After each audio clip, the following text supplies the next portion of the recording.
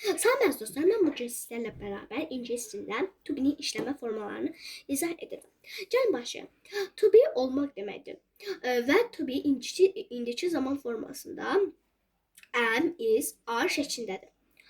Və to be singularda I, you, he, she və it formasında işlədir. Və singular təkdə necə işləndiyinə gəlin baxaq. I am-dan işlənir. You are-dan işlənir. He is-lə işlənir, həm də kişi cinsidir. She də is-lə işlənir. Bu da qadın cinsidir. It də cansız olaraq is-lə işlənir.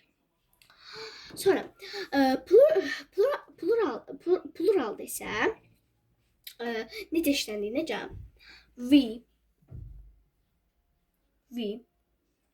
you.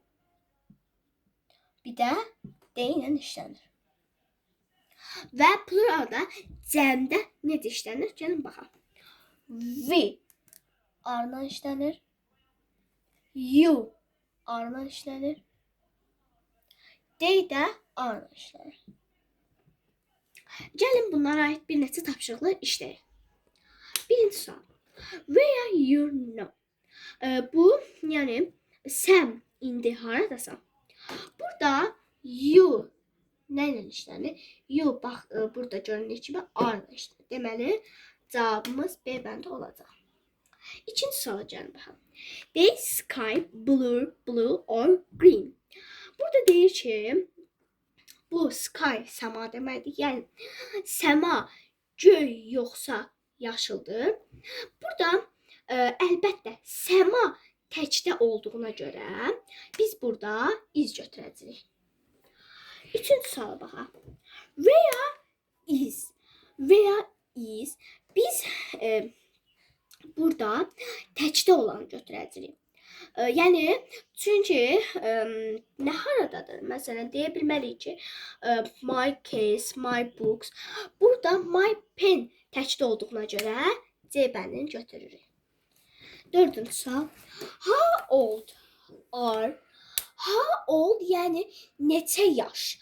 Burada A olduğuna görə biz cəmdə olanı götürəcəyik.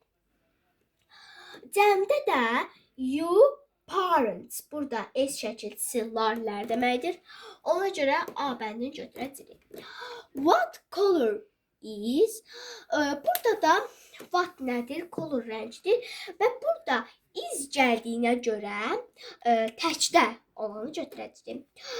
Təkdə olanda əlbəttə ki, bu variantlarda B və C variantlarını S larlə şəkilçisi olduğuna görə his scarf-ı götürəcəyik. Sağ olun.